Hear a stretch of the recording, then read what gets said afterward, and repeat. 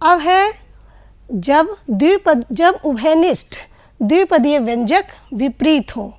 ये हमारे जो व्यंजक हैं ये क्या है, उभयनिष्ठ वाले विपरीत निशान के हैं। ये है हमारा x माइनस वाई और ये है हमारा y माइनस एक्स। अगर हमारे पास इस तरह का सवाल है तो हम उसे किस प्रकार से हल करेंगे, जैसे हमने पहले हल किया है बिल्कुल उसी तरीके से इसे भी हल करना है। बस थोड़ा सा ध्यान रखना है, और वो देखिए क्या ध्यान रखना है। यहाँ पर हमने यहाँ पर कर लेंगे, पहले हमने ये आपका पूरा सवाल उतारा है, इसमें x माइनस वाई बराबर हमने p मान लिया, तो हमने इसकी जगह पे लिख दिया p। लेकिन यहाँ पर क्या है हमारा y माइनस एक्स, तो ये हमारा हो जाएगा माइनस p, क्योंकि यहाँ पे चिन्ह बदल गए हैं। तो जो हमारा p था वो हो जाएगा अब माइनस p। और अब हम इसको खोलेंगे तो हमारा आएगा AP, और प्लस और माइनस जब आपस में गुणा होंगे, प्लस और माइनस के गुणा होने पर हमेशा निशान माइनस का आता है, तो हम यहाँ पे लगाएंगे माइनस BP। और इसमें और इसमें दोनों में कौन सा खंड उभयनिष्ठ है, P को हम इसमें कॉमन ले लेंगे और ब्रैकेट में हमारा बचा A माइनस B।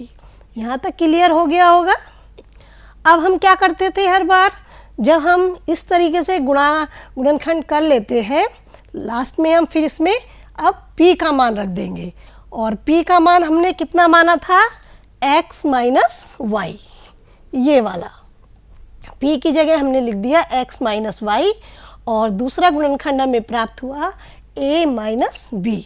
इस प्रकार से आप इस सवाल को हल कर सकते हैं। सिर्फ थोड़ा सा ध्यान रखना है, कहाँ पर ध्यान रखना है, जब द्विपदीय व्यंजक आपके क्या हो, विपरीत हो, यानी कि जो माइनस वाला था वो प्लस में है और जो प्लस वाला है वो माइनस में है, तब आप इस तरीके से इस सवाल को करेंगे।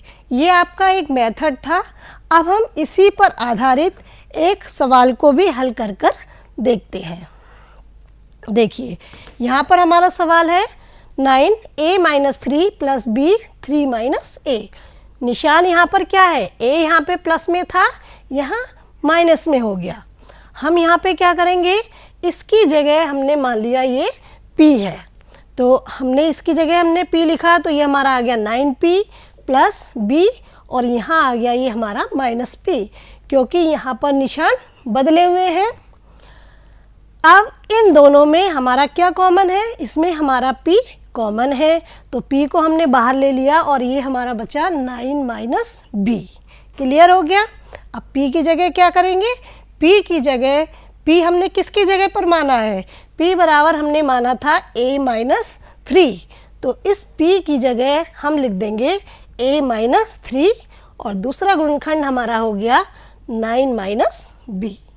तो इस प्रकार के सवालों को हमें इस तरीके से हल करना है। अब यह देखिए, अगर हमारे पास इस तरह का कोई व्यंजक है तो हम इसे कैसे हल करेंगे। इसको हल करने के लिए हम इसमें समूह बनाएंगे। इसमें हम दो दो के जोड़े बना लेंगे, एक जोड़ा और दूसरा जोड़ा हमारा ये हो गया, ये हमने बना लिया एक जोड़ा, और ये हो गया हमारा दूसरा जोड़ा। अब इस जोड़े में आप देखिए इसमें कौन सा खंड ऐसा है जो कॉमन है, इसमें हमारा a इसमें भी है और a इसमें भी है, तो a हमने इसमें कॉमन ले लिया। अंदर क्या बचा, x square plus Y square. Clear. फिर हमने ये वाला प्लस का निशान लगा दिया, और इसमें हमारा क्या कॉमन है, इसमें कॉमन है b, तो ये हमारा अंदर बचा x square plus Y square. तो इस प्रकार के जो सवाल होंगे उनके हम क्या करेंगे, समूह बना लेंगे। और समूह किस प्रकार बनाएंगे, समूह हमें ऐसे बनाने हैं, हमें ये देखना है कि उसमें हमारा कोई खंड उभयनिष्ठ या कॉमन होना चाहिए। अब हम इसकी दूसरी विधि देखते हैं। इसको हम दूसरी तरीके से भी जोड़े बना सकते हैं। सिर्फ जोड़े बनाते समय हमें ये ध्यान रखना है कि उसमें एक खंड उभयनिष्ठ जरूर हो। तो हमने इसमें जो जोड़े बनाए हैं वो किस किस के बनाए हैं, ax स्क्वायर और bx स्क्वायर, क्योंकि हमें दिखाई दे रहा है कि इसमें हमारा x कॉमन है और इस दूसरा जोड़ा बनाया ay² प्लस by² का। तो हमने अब इसके जोड़े बना लिए और इसमें हमारा कॉमन आ गया x², अंदर बचा a प्लस b, और इस जोड़े में कॉमन आया y², इसमें बचा a प्लस b। तो a प्लस b को हमने एक बार लिख लिया और दूसरा हमारा गुणनखंड आया इसका x² प्लस y²। तो इस प्रकार के सवालों को आप समूह बनाकर हल कर पाएंगे।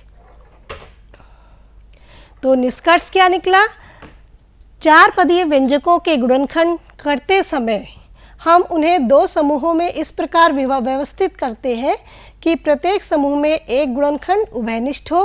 इन समूहों के उभयनिष्ठ गुणनखंड को एक गुणनखंड के रूप में लेते हैं, अन्य गुणनखंड को यथा स्थापन रखकर आगे की क्रिया को करते हैं। इसके जो हमने व्यंजकों के गुणनखंड सीखे, इसके कुछ अनुप्रयोग भी हैं। वो अनुप्रयोग क्या हैं? जब द्विपदीय या बहुपदीय व्यंजक आयताकार क्षेत्र के क्षेत्रफल, वर्ग के क्षेत्रफल एवं समकोण त्रिभुज के रूप में दिए हुए हों तो हम उसे बीजीय व्यंजक का गुणनखंड करके उसकी भुजाएं ज्ञात कर सकते हैं। वो हम कैसे करेंगे? यहाँ पर ये एक आयताकार क्षेत्र का क्षेत्रफल दिया हुआ है 6ab minus b² minus 2bc plus 12ac है। इससे हमें आयताकार क्षेत्र की भुजाएं ज्ञात करनी है। तो ये पूरा क्या है? हमारा क्षेत्रफल दिया है, हमने इसके समूह बनाने हैं। तो पहला समूह हमने बनाया 6ab माइनस b² और दूसरा बनाया 12ac माइनस 2bc। और समूह बनाने के बाद आप गुणनखंड करना आसानी से सीख चुके हैं और आप इसे कर भी पाएंगे। देखिए ये हमने समूह बनाया, इसमें जो कॉमन फैक्टर है b बाहर ले लिया। इस जो समूह बनाया था इसमें कॉमन फैक्टर है 2c, ये हमने बाहर ले लिया। तो हमारा ये जो इक्वेशन आई इसको हल करने के बाद ये वाली प्राप्त होती है। दोनों पदों में उभयनिष्ठ गुणनखंड 6a माइनस b है, 6a माइनस b दोनों में है। अतः 6ab minus b² minus 2bc plus 12ac बराबर हमारा आ गया 6a माइनस b। और दूसरा गुणनखंड क्या प्राप्त हुआ था हमारा? b plus 2c। अतः आयताकार क्षेत्र की भुजाएं क्रमशः एक भुजा ये हो गई और दूसरी भुजा ये प्राप्त होगी।